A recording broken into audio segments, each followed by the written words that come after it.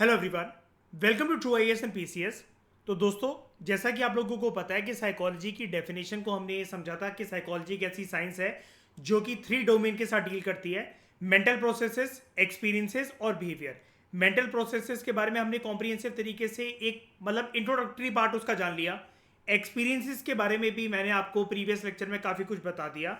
अब बचा क्या? इसका तीसरा पिलर, दैट इज बिहेवियर, यानी कि हमारा बर्ताव, स्वभाव।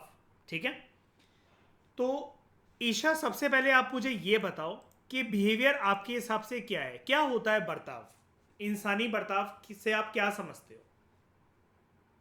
मेरा बिहेवियर कुछ आपको फील होता होगा, आपका कोई बिहेवियर होता होगा, किसी और पर्सन का कोई बिहेवियर होता होगा, आपके माता पिता का आपके साथ कुछ बिहेवियर होता होगा, आपका उनके साथ कुछ स्वभाव होता होगा। तो ये स्वभाव है क्या चीज?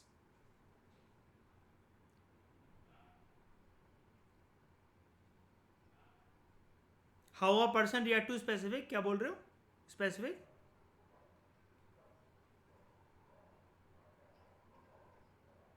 अच्छा, ईशा कह रही है कि how a person reacts in specific situation. तो वो जो उसका रिएक्शन है वो उसका स्वभाव है, उसका व्यवहार है। राइट? यही कह रहे हो? ठीक है, आप इसमें गलत नहीं हो, बिल्कुल ठीक हो। हम थोड़ा सा इसको बस क्या है कि एक्सटेंडेड वे में जानने की कोशिश करेंगे। आपने जो बोला वो बिल्कुल ठीक है। ठीक है, शाबाश। तो दोस्तों, सबसे पहले समझते हैं हम लोग कि बिहेवियर क्या होता है, क्या होते हैं इंसान के अलग अलग बिहेवियर्स। बिहेवियर्स ना दोस्तों, ऐसे रिस्पॉन्सेस और ऐसे रिएक्शंस होते हैं जो हम पैदा करते हैं। ठीक है। या फिर साइकोलॉजी इस चीज को एक्सटेंड करते हुए आपको एक बात और बताती है, ये बेसिकली एक्टिविटीज भी होती हैं जिसके अंदर हम एंगेज होते हैं। क्योंकि अगर आप कोई भी काम करते हो किसी भी स्पेसिफिक सिचुएशन के अंदर, किसी एक परिस्थिति के अंदर, जब आप कोई भी एक एक्टिविटी करते हो तो उसमें करते हुए, नॉर्मल सी बात करते हैं, करते हुए या तो आपको वो मज़ा आ रहा होगा या आपको वो एक्टिविटी बेमतलब करनी पड़ रही होगी। आप अपनी मर्जी से कोई काम कर रहे हो तो आपको वो मज़ा आ रहा होगा। मम्मी ने मार्केट जाने को आपको बोल दिया क्योंकि घर पे कोई नहीं है और आपका मन नहीं है, या फिर अभी आप किसी और चीज़ में बिजी हो, लेकिन पीछे से क्योंकि मम्मी के ताने आ रहे हैं वो सुनाते जा रही हैं कि थोड़ा सा हिल भी लिया कर, कहीं निकल भी लिया कर, सर घर के सारे काम मैं ही करूं। तो वो आपको थोड़ा सा ऐसा होता है कि अपने कंफर्ट जोन से बाहर जाके कुछ करना पड़ रहा है। तो आपको मानसिक रूप से वो काम आपसे करवाया जा रहा है ज़बरदस्ती या ताने मार मार कर, तो आपको अच्छा तो नहीं लग रहा फिर भी, लेकिन आप चलो ठीक है, थोड़ी बहुत आपको कोई सुना देता हो और आप कर देते हो उस काम को। पॉइंट इज, जो हम यहाँ पर बोलना चाह रहे हैं वो बात ये है कि हमेशा हर एक सिचुएशन में जब पर्सन एंगेज होता है, वो इन्वॉल्व होता है या होती है कोई भी पर्सन, तो वो एक एक्टिविटी में एंगेज होने के बाद अपना कुछ बिहेवियर शो करते हैं। और जर्नली अगर हम बात करें तो पर्सन का रिस्पॉन्स, और रिस्पॉन्स भी कब निकलेगा दोस्तों? एक स्पेसिफिक सिचुएशन में। राइट? और रिएक्शन, रिएक्शन की बात करें तो रिएक्शन भी तो हम लोग एक स्पेसिफिक सिचुएशन के अंदर ही तो देंगे। कोई एक पर्सन है, वो आपसे किस तरीके से बिहेव कर रहा है और आप बदले में उसकी बातों में हंस रहे हो, या फिर आपका मुंह बन रहा है, आप चिढ़ रहे हो, या फिर आपको गुस्सा आ रहा है, या किसी ने अपने शब्दों से आपको रुला दिया। तो कुल मिलाकर सामने वाले ने जैसा भी बिहेव करा या कुछ भी करा, सिचुएशन का प्रभाव तो है ही ना आपके ऊपर। सामने वाले ने आपको सिचुएशन ही तो दी एक तरीके से, और वो सिचुएशन कहीं ना कहीं एक्सपीरियंसेस से भी रिलेटेड है, क्योंकि जो कैसी भी सिचुएशन होगी, ठीक है, तो वो आपके लिए एक एक्सपीरियंस है। और उस सिचुएशन में आपका कोई ना कोई रिस्पॉन्स या रिएक्शन बाहर निकलेगा, या फिर आप किसी एक्टिविटी के अंदर डायरेक्टली या इनडायरेक्टली एंगेज हो। ठीक है। डायरेक्टली कैसे? या तो आप वहां पर फिजिकली प्रेजेंट हो, या आपको मान लो किसी और से सुनने को मिला कि वो जो पर्सन है तेरे बारे में ऐसा ऐसा कह रहा था, वो पर्सन तेरी ऐसे ऐसे चुगलियां कर रहा था, उसने तेरे बारे में आज मुझे ये बताया। तो आपको सुनकर थोड़ा सा अजीब लगता है और आपकी दिमाग की बत्ती जागती है, और आपका एक बिहेवियर जो है वो बाहर निकलता है। ईशा, मुझे आप एक बात बताओ, अगर हमें किसी भी पर्सन के बिहेवियर को नोटिस करना है तो सबसे कॉमन चीज क्या होगी, बिल्कुल बेसिक कॉमन चीज क्या होगी अगर मुझे किसी के बिहेवियर को नोटिस करना है? सिंपल ईशा, किसी भी पर्सन का फेशियल एक्सप्रेशन, राइट? पर्सन का चेहरा बता देता है कि पर्सन इरिटेट हो रहा है, खुश हो रहा है, मेरी बातों में या इस सिचुएशन में इंटरेस्ट दिखा रहा है कि नहीं दिखा रहा है, या फिर वो डरा हुआ है, या फिर ये पर्सन बहुत हंसमुख है, बहुत कूल है, या फिर ये कभी इसका बिहेवियर बहुत अच्छा रहता है, कभी इसके मूड स्विंग्स रहते हैं, ये पर्सन हमेशा हर टाइम पर बहुत पॉजिटिव रहता है, या फिर ये बंदी या ये बंदा जब देखो तब मेरे साथ कलेश करते रहते हैं, ये रेड फ्लैग है, ये ग्रीन फ्लैग है, ये टॉक्सिक है, ये बहुत पीसफुल है। ऐसे ही तो हमें जब भी चीज़ शो होती है तो हम पर्सन के चेहरे के एक्सप्रेशन से पता लगा लेते हैं ना, क्योंकि जो पर्सन की टोन निकल रही होती है, ठीक है, या फिर टोन इन द सेंस कि आप या तो चेहरे से चेहरा मिलाकर किसी को देखने की कोशिश कर रहे हो, या किसी के मैसेज को पढ़ने की कोशिश कर रहे हो, किसी की वॉइस रिकॉर्डिंग सुन रहे हो, उसमें आपको ऑटोमेटिकली समझ में आ जाता है कि पर्सन की टोन या फिर एक सेंस क्या है आपसे बात करने की। लेकिन सबसे कॉमन जो चीज़ होती है किसी के भी पर्सन के बिहेवियर को नोटिस करने के लिए, वो क्या होता है दोस्तों, आप याद रखना, सबसे कॉमन चीज़ होती है ईशा, फेशियल एक्सप्रेशंस। चेहरा जो है, चेहरे के ऊपर आए हुए जो एक्सप्रेशंस होते हैं वो हमें बहुत सारी दास्तां सामने वाले पर्सन के व्यवहार और रवैये के बारे में बयां कर देते हैं। एग्री करते हो ईशा? ठीक है। अब जैसे राइटर यहां पर आपको एक एग्जांपल दे रहे हैं कि मान लो कोई भी चीज़ आपके ऊपर हर्ल्ड करी गई। हर्ल्ड का मतलब समझते हो ईशा? कोई भी चीज़ आपके ऊपर फेंकी गई।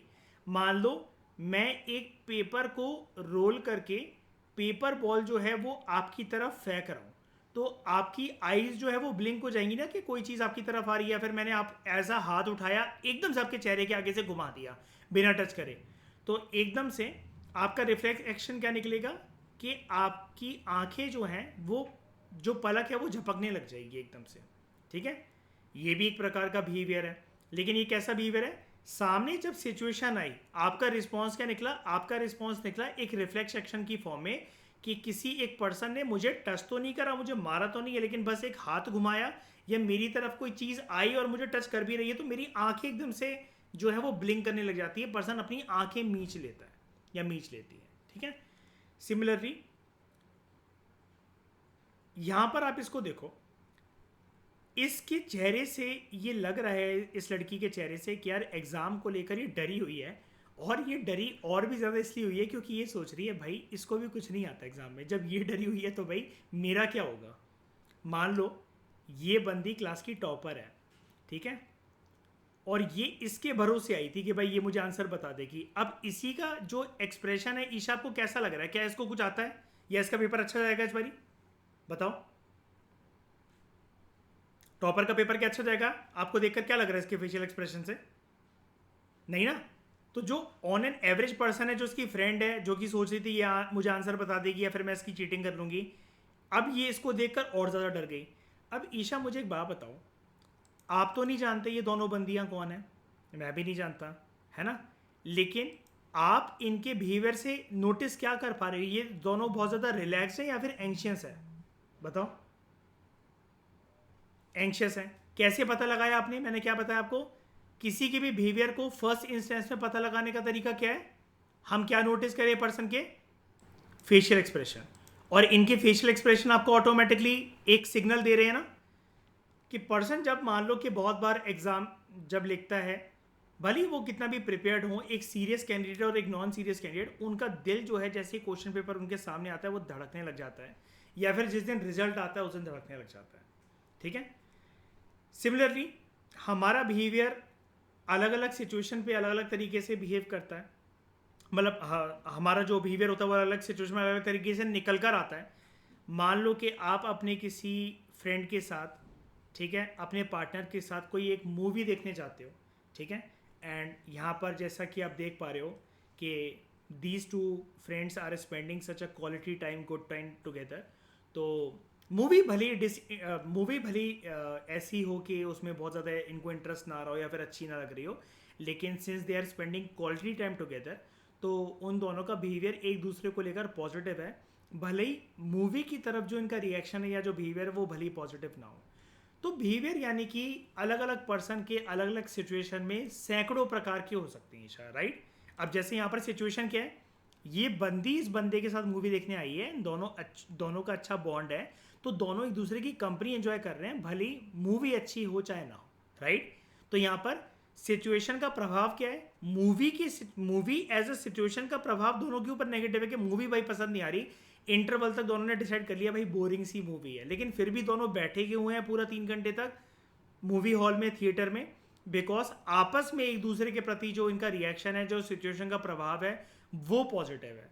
अब इसको रिवर्स भी कर देते हैं, मूवी भली चाहे जितनी मर्जी इंटरेस्टिंग हो, लेकिन ईशा अगर ये बंदी इससे चिड़चिड़ कर बात कर रही है या फिर बंदा जो है बदतमीजी से बात कर रहा है या फिर ये इनमें से कोई एक दूसरे का मूड खराब कर रहा है, तो हो सकता है कि दोनों पर्सन मूवी बहुत अच्छी होने के बावजूद भी उसको एंजॉय ना कर सकें, राइट। तो यानी कि जो मैं बार बार यहाँ पर लिख रहा था ना कि चाहे हमारी रिस्पॉन्सेज हो, हमारे रिएक्शंस हो या जिस भी एक्टिविटीज़ के अंदर हम एंगेज होते हैं, सिचुएशन का, परिस्थिति का प्रभाव भी होता है बहुत ज़्यादा हमारे बिहेवियर निकलने के पीछे। जो हमारा बिहेवियर जो उत्पन्न होगा ना, जो पैदा होगा, हमारा जो बिहेवियर निकलेगा, सिचुएशन का बहुत गहरा प्रभाव होता है। मान लो आप बहुत ज़्यादा किसी बात से फ्रस्ट्रेटेड हो, इरिटेटेड हो, गुस्सा किसी और का आप मेरे ऊपर ही निकाल रहे हो, लेकिन मान लो ईशा मैंने आपको काम डाउन कर दिया बातें समझाकर, तो आपके मन में कहीं ना कहीं ये सिग्नल तो आएगा ना कि मैं यार इनसे रूड क्यों हो गई, गलती इनकी थी भी नहीं और सामने वाला पर्सन फिर भी मुझे कितने अच्छे से समझा रहा है।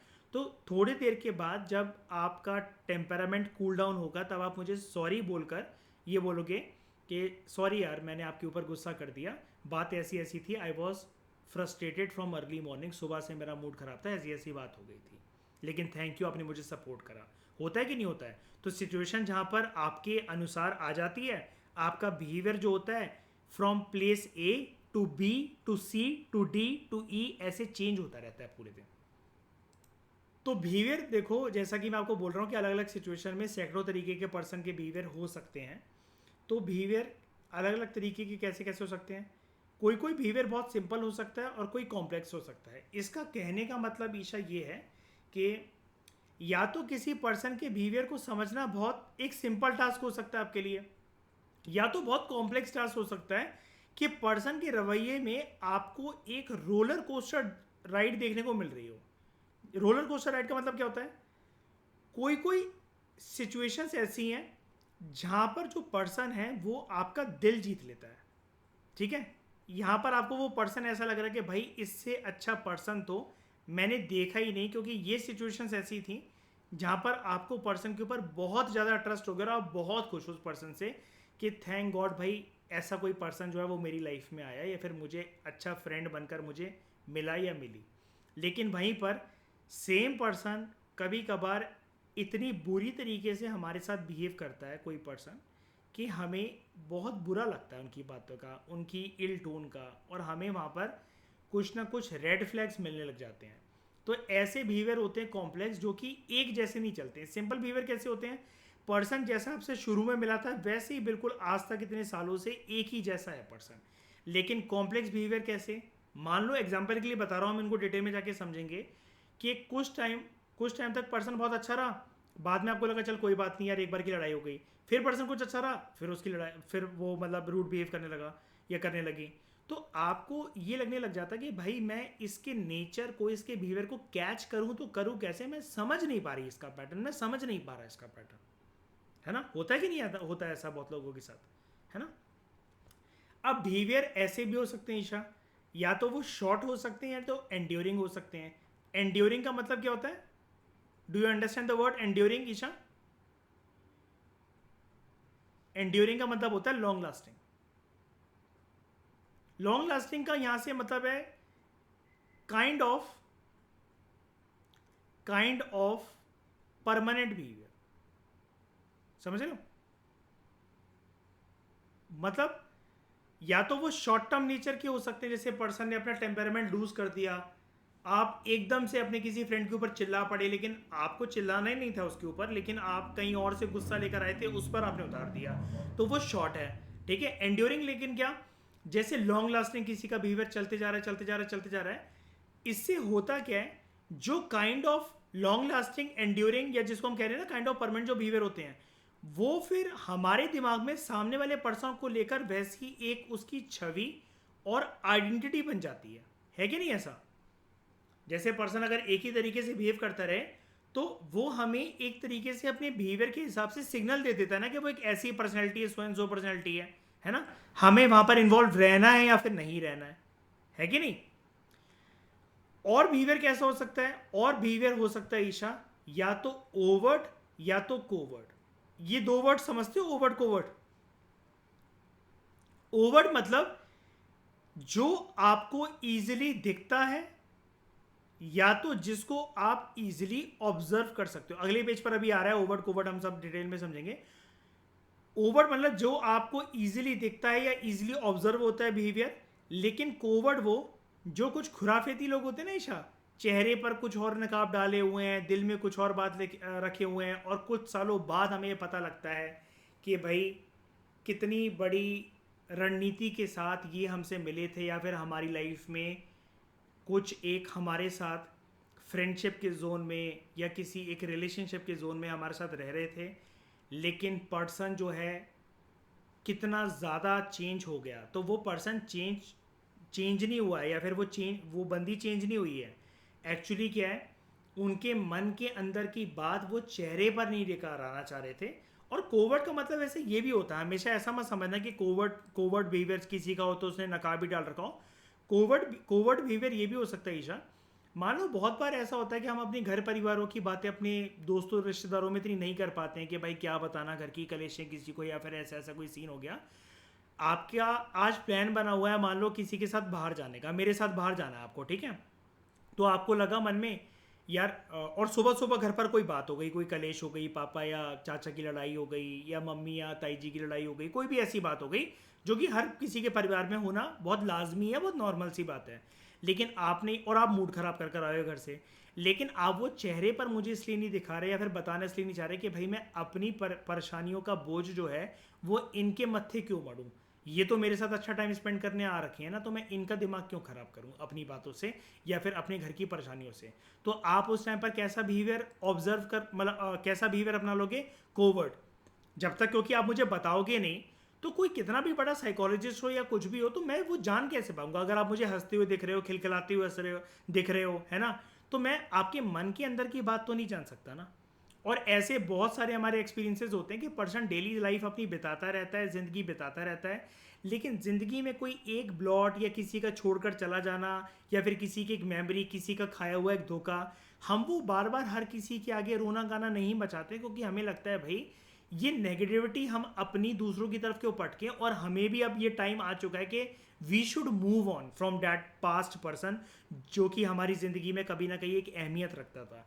तो हम बहुत बार किसी एक एक्सपीरियंस को लेकर भी कोवर्ट बिहेवियर अपना लेते हैं कि हम अपने बेस्टी से बेस्टी फ्रेंड को हर एक चीज़ बताएंगे, लेकिन उस टॉपिक के बारे में जो कि मेरे लिए एक बहुत बड़ा ट्रॉमा है या डायलेमा है, या कोई एक टॉक्सिक इवेंट मेरी लाइफ में हुआ था, मुझे वो बार बार डिस्कस नहीं करना। उस चैप्टर के ऊपर मैं फुल स्टॉप मार चुका हूँ या मार चुके हैं, और वो चैप्टर मेरे जीवन में क्लोज हो चुका है, राइट? वो बिहेवियर होता है कोवर्ट बिहेवियर। तो दोस्तों जैसा कि मैं आपको बता रहा था ओवर्ट और कोवर्ट के बारे में काफ़ी डिटेल में मैंने आपको बता दिया, तो अब आपको कोई दिक्कत नहीं आएगी। कुछ जो बिहेवियर होते हैं राइटर हमें बता रहे हैं वो ओवर्ट होते हैं। ओवर्ट बिहेवियर मतलब कौन से?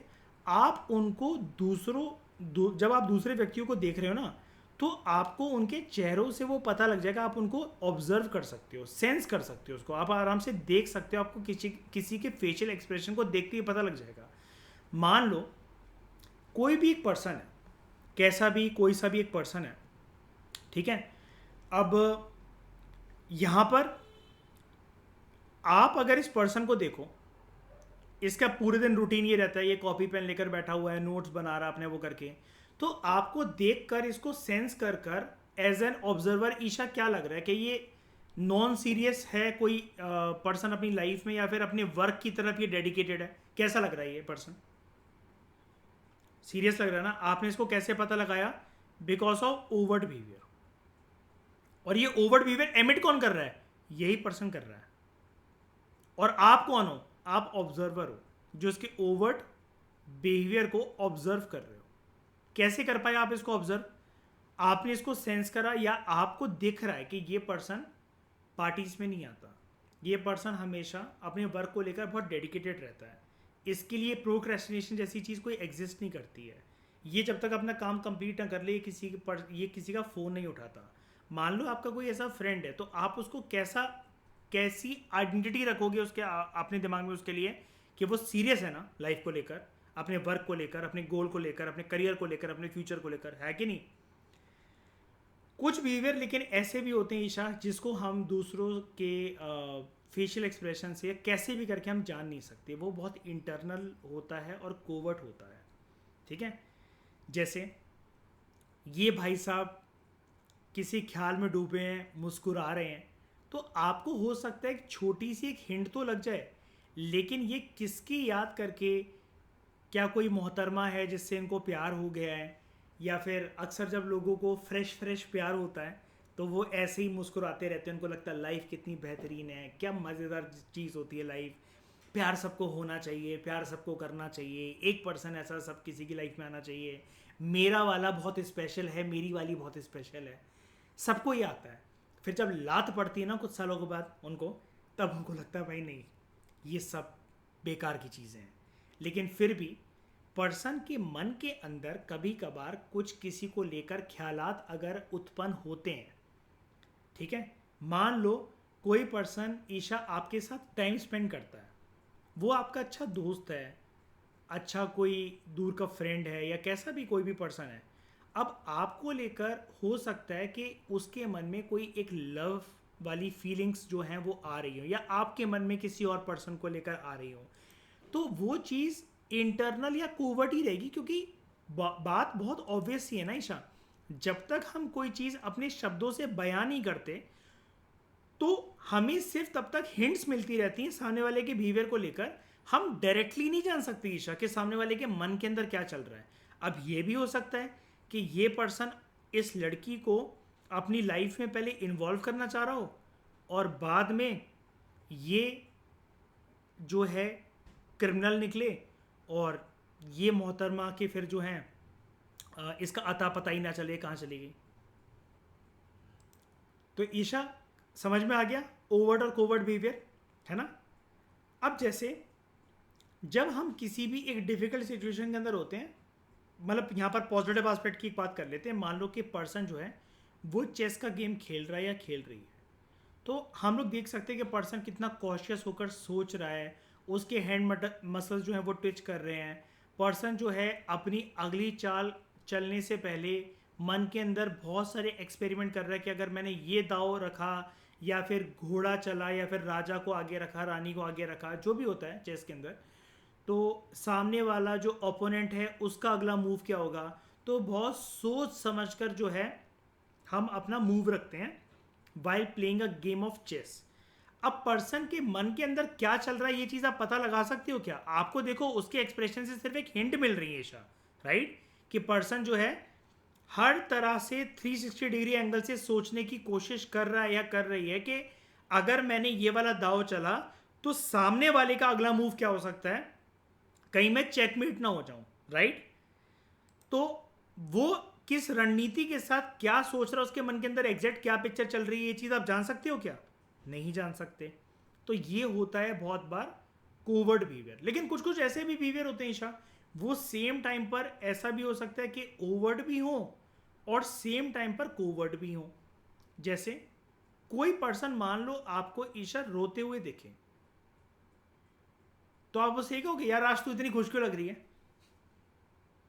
उसके आंसू निकल रहे हैं, नहीं ना।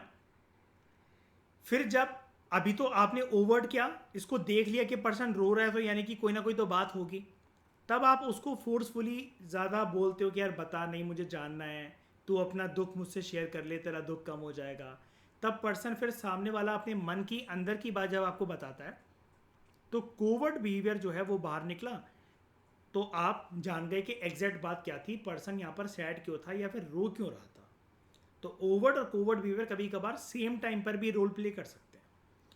अब सारे के सारे जो व्यवहार होते हैं ईशा, फिर चाहे वो इंटरनल हो यानी कि कोवर्ट हो या एक्सटर्नल हो, डायरेक्टली आप उसको देख सकते हो, ऑब्जर्व करते हो, कर सकते हो, वो ओवर्ट हो, वो बेसिकली किसी ना किसी स्टिमुलस के ट्रिगर के साथ एसोसिएटेड होते हैं। अब स्टिमुलस का ट्रिगर मतलब क्या? स्टिमुलस मतलब कोई भी एक ऐसा इवेंट जिसकी वजह से आपके दिमाग में कोई ना कोई एक करंट या कोई ना कोई एक हिंट, किसी ना किसी प्रकार का एक संकेत, एक जैसे कहते हैं ना एक स्विच और एक ट्विच हल्का सा एक उत्पन्न होता है। समझ रहे हो? You just need movement, trigger movement. ठीक है? तो वो कोई भी एक इवेंट आपके आसपास के एनवायरनमेंट के अंदर हो सकता है। अब यहां पर एनवायरनमेंट का मतलब ये नहीं है फ्लोरा एंड फौना, आपका आसपास का वातावरण, या फिर जो भी चेंजेस होते हैं पर्सन के मन के अंदर अंदरूनी रूप से।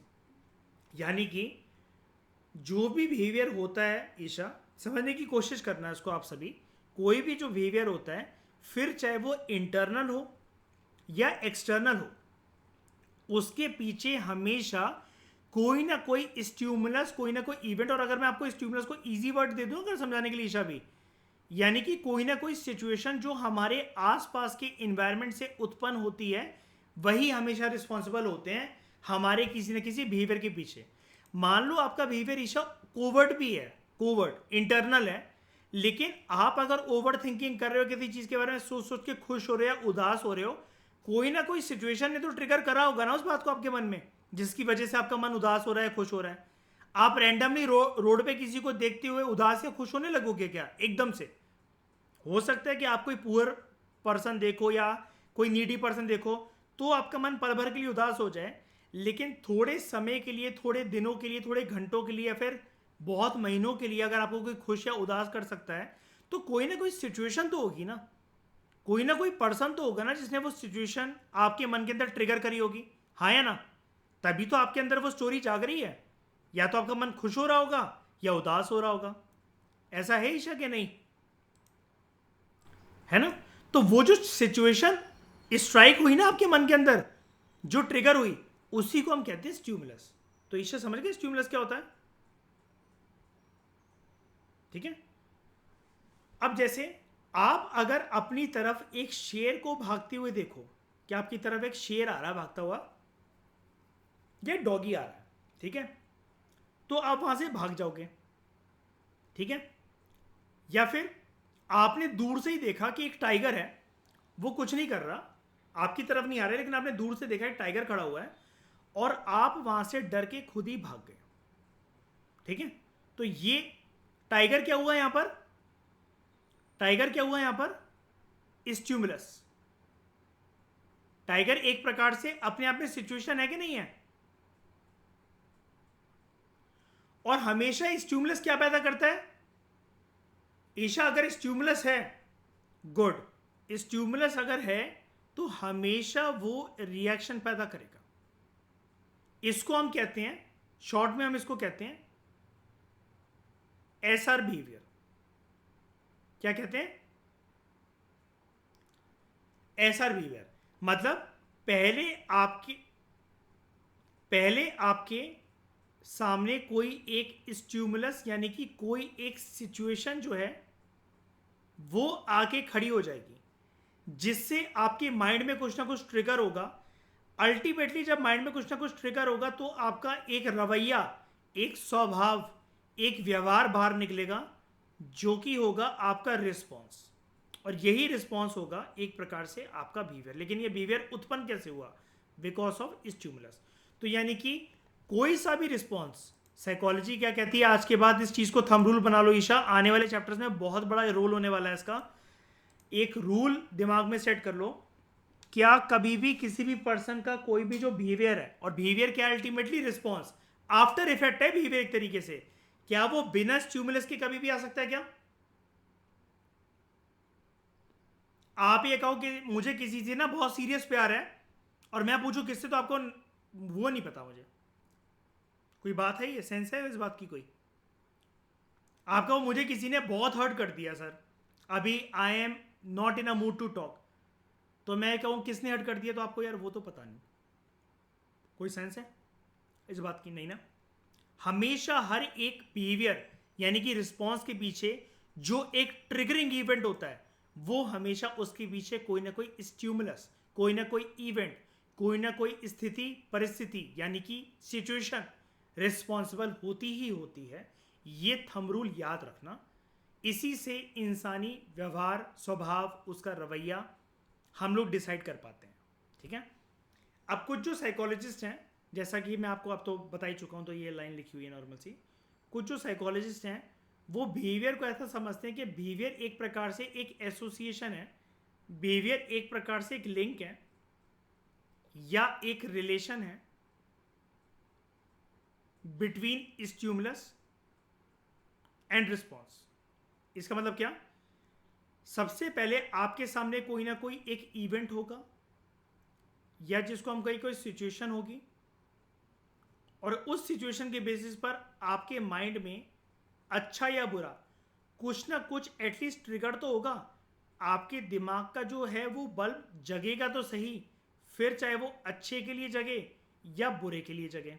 और जब ऐसा हो रहा होगा इमीडिएटली आपका रिस्पॉन्स, आपका इमीडिएट जो रिएक्शन है वो बाहर आएगा, और यही रिएक्शन जो है ये बनेगा हमारा बिहेवियर। और जैसा कि हम अभी ऊपर पढ़ रहे थे, वो रिएक्शन हो सकता है शॉर्ट हो या लॉन्ग हो। आप दरवाजे के अंदर घुसे, डोर के अंदर एंटर हुए आप घर में, और मैं दरवाजे के पीछे खड़ा होकर आपको हुक करके एकदम से डरा रहा हूँ, तो आप एकदम से हो सकता है मेरे ऊपर चिल्ला पड़ोगे, यार ये क्या बदतमीजी है, तो मेरे को ऐसा डरा रहे हो, मैंने सामान लिया हुआ था, ये गिर जाता अगर तो, या कुछ ऐसा हो जाता तो। लेकिन बहुत बार ऐसा होता है कि कुछ कुछ इवेंट्स या सिचुएशंस, कुछ कुछ स्टिमुलस पर्सन के बिहेवियर को, रिस्पॉन्स को काफ़ी लंबे समय के लिए पक्का कर देते हैं। जैसे अगर किसी पर्सन का ट्रस्ट, जिसके ऊपर पर्सन बहुत ज़्यादा विश्वास करता था और वो टूटा है, तो पर्सन इतनी आसानी से किसी एक नए पर्सन के ऊपर, फिर चाहे वो उसको कितना भी अच्छा लग रहा हो, वो कितनी भी केयर करता हो उस पर्सन की, इतनी ईजिली ट्रस्ट वो पर्सन दोबारा नहीं कर पाएगा, नहीं कर पाएगी। क्योंकि कहते हैं ना, जैसे दूध का जला हुआ पानी और छाछ भी फूक फूक कर पीता है। ठीक है। तो दोनों जो स्टिमुलस और रिस्पॉन्स होते हैं वो या तो इंटरनल हो सकते हैं या एक्सटर्नल हो सकते हैं। इंटरनल मतलब आपको ईशा किसी पर्सन के बारे में जो स्टिमुलस है वो बाहर से नहीं आया, लेकिन आपको ना कुछ हिंट्स मिलने लग गई, और आप अपने मन के अंदर बहुत सारी चीज़ें जो है समझने लग गए, क्लियर करने लग गए। आपका मन जो है वो बहुत सारी स्टोरी मेकिंग करे जा रहा है।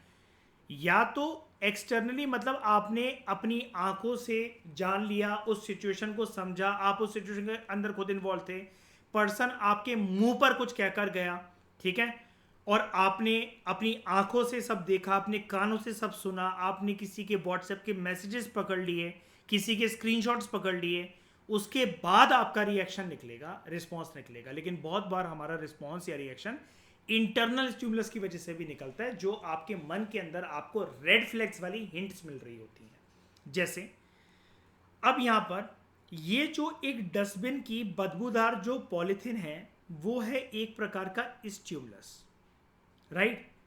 और क्योंकि ये बदबूदार है तो पर्सन अपनी नाक बंद करा हुआ है, person is feeling so much you, मतलब बहुत उसको घिनौनी स्मेल आ रही है इससे। तो ये क्या है पर्सन का ऐसे नाक बंद करना? ये है पर्सन का रिस्पॉन्स। ठीक है। अब यहां पर जैसे हम बात कर रहे थे ना ईशा, ये एग्जांपल दे देता हूं मैं एक दो आपको समझाने के लिए कि स्टिमुलस इंटरनल भी हो सकता है। जैसे बहुत बार किसी किसी पर्सन के लिए जीवन में पैसा कमाना बहुत कुछ होता है। Person wants a money magnet या wants to act like a money magnet. तो हाँ, तो पर्सन जो है वो कोशिश यही करता है या यही करती है कि मुझे भाई वही काम करने हैं जिससे मेरे पास बहुत सारा पैसा आ जाए, और मुझे इधर उधर अपना टाइम वेस्ट नहीं करना है। जहाँ पर मुझे अपना फ़ायदा लगेगा, मतलब फ़ायदा इन द सेंस मैं ये नहीं कह रहा किसी को हर्ट कर कर, किसी को चीट कर कर, किसी का नुकसान करवा कर। पर्सन ये सोचता है कि I want to be extremely productive person in my life, तो मैं वही काम करूँगा जिससे मैं अल्ट्रा रिच, अपनी फैमिली का यंगेस्ट बिलियनियर, ट्रिलियनियर, मिलियनियर बन पाऊँ। ठीक है। तो जैसे आपने मूवी देखी होगी भाग मिल्खा भाग, ये एक गेम्स होते हैं जब ये ना पर्सन जो मतलब जो मिल्खा होता है इसको एक ऑस्ट्रेलियन से प्यार हो जाता है, और ये उसमें बहुत टाइम वेस्ट करता है, उसके साथ रोमांस करता हुआ, घूमता हुआ, और उसकी वजह से जो मैच है वो लूज कर जाता है। लेकिन जब इसको रियलाइज होता है, जब इसका माइंड ट्रिगर करता है कि नहीं भाई तेरा लक्ष्य कुछ और है, तेरा एम्बिशन कुछ और है, ये बाथरूम में जाकर शीशे के सामने अपने आप को खिंचा खिंचा के पटाक पटाक पटाक थप्पड़ मारता है। और फिर जाकर अपने प्लेन में जब ये इंडिया वापस आ रहा होता है, अपने कोच सर के पास जाता है, एक पेन और एक टिश्यू का पेपर साथ में लेते हुए उससे कहता है कि इंडिया का मुझे आप ये 400 मीटर का या ऐसा कुछ बोलता है कि रिकॉर्ड बताओ कि आज तक का वर्ल्ड रिकॉर्ड इसका क्या रह चुका है। और फिर इसके मन के अंदर ये ठान लेता है कि मैं अब डिस्ट्रैक्ट नहीं होऊंगा। फिर एक और बार इंडिया आकर एक स्विमर होती है, वो इसको अप्रोच करने की कोशिश करती है, लेकिन ये कहता है सॉरी मैं एक बार गलती कर चुका हूँ, इस बार मेरी लड़ाई मेरे खुद के साथ है, अब मैं डिस्ट्रैक्ट नहीं हो सकता। और फिर ये जाकर जो इसकी लास्ट रेस होती है, आई थिंक वो ओलंपिक्स होते हैं जो भी होते हैं, तो ये जब पाकिस्तान में होता है तो ये जीत जाता है फिर उसको। ठीक है, तो ये चीज़ होती है कि हमारे सामने ना बड़े सारे स्टिमुलस और जो सिचुएशंस आती हैं वो जीवन में सबके आती हैं। अब it depends on our psychology, या फिर हमारा माइंड क्या ट्रिगर कर रहा है कि हमारा रिस्पॉन्स उनको लेकर क्या निकलेगा। अब ये छोटे छोटे इवेंट्स भी ऐसे हो गए, बहुत बार आपको कोई गुस्सा दिलाने की कोशिश करता है, आपकी एनर्जी को कोई वेस्ट करेगा, तो ये अब आपके ऊपर है कि स्टिमुलस आपके सामने है, सिचुएशन आपके सामने है, आपका माइंड ट्रिगर भी हो रहा है, लेकिन क्या आपको अपना आपा खोलना है, क्या आपको अपनी विल पावर लूज करनी है, क्या आप सिचुएशन के बहकावे में आना चाहते हो, या फिर आपके गोल आपके एम्बिशन बहुत बड़े हैं, आपके सपने बहुत बड़े हैं और इन छोटी छोटी चीज़ों से दिल लगी करने का आपके पास टाइम नहीं है। ये हर एक पर्सन अपने अनुसार सोचता है, समझता है, डिसाइड करता है। ठीक है, तो हमें कभी भी ऐसा नहीं कहना चाहिए, साइकोलॉजी में आप जैसे आगे जानोगे, कि मैं ये काम नहीं कर पाया, मैं ये पर्सन नहीं बन पाया क्योंकि वो पर्सन मेरी जिंदगी में ऐसा ऐसा कर गया था। नहीं, you cannot blame any one in your life, it is the situation that will knock your door आपको ओपन करने के बाद रिएक्शन क्या देना है, it is up to you. You should never blame any one in your life for your failures. तो दोस्तों, हमने साइकोलॉजी के डेफिनेशंस के 3 इंपॉर्टेंट पिलर्स को बहुत डिटेल में समझा, mental processes, experiences and behaviour. अब हम थोड़ा सा साइकोलॉजी एज अ डोमेन का बैकग्राउंड पता लगाएंगे कि साइकोलॉजी की शुरुआत कैसे हुई, कौन वो पर्सन था जिसने पहली साइकोलॉजिकल लेबोरेटरी सेटअप करी, कहाँ पर करी, कैसे हम इंसानी दिमाग के बारे में, मनोविज्ञान के बारे में जानने के लिए इतने इच्छुक हो पाए, और कैसे जो डेटा है वो प्रिसाइज वे में वर्क करके हम ह्यूमन साइकोलॉजी को समझ सकते हैं। तो अगर आप हमारे इस डिस्कशन का पार्ट बनना चाहते हो तो आप हमारे यूपीएससी के फाउंडेशन कोर्स को ज्वाइन कर सकते हो, जिसमें ट्वाइस एंड पीसीएस आपकी कॉम्प्रिहेंसिव तरीके से तैयारी करवाएगा, प्रीलिम्स की, मेंस की और ऑप्शनल की। 4 ऑप्शनल दोस्तों हमारे पास अवेलेबल हैं, law, PSIR, history and psychology. ठीक है, तो आप कमेंट बॉक्स में पूछ सकते हो अगर आप इंटरेस्टेड हो तो, ट्वाइस एंड पीसीएस की टीम आपको रिप्लाई कर देगी। और अगर आप इन मटेरियल्स को एक्सेस करना चाहते हो तो आपको एक सिंपल सा प्रोसेस अपनाना है। You just need to scan the QR code. आपको इस QR कोड को स्कैन करने के बाद एक पर्टिकुलर चैप्टर के लिए, एक पूरे कंप्लीट चैप्टर के लिए आपको 21 रुपीज़ पे करने हैं जस्ट। और आप पेमेंट कंप्लीट करने के बाद स्क्रीनशॉट जो है वो इस नंबर पर भेज दो, या तो टेलीग्राम पर या व्हाट्सएप पर, और हमारी टीम आपको डायरेक्टली PPTs जो है वो सेंड कर देगी। ठीक है, और भी मज़ेदार डिस्कशंस हम लोग करते रहेंगे। तो इस डिस्कशन में दोस्तों फिलहाल इतना ही। Thank you very much for discussion.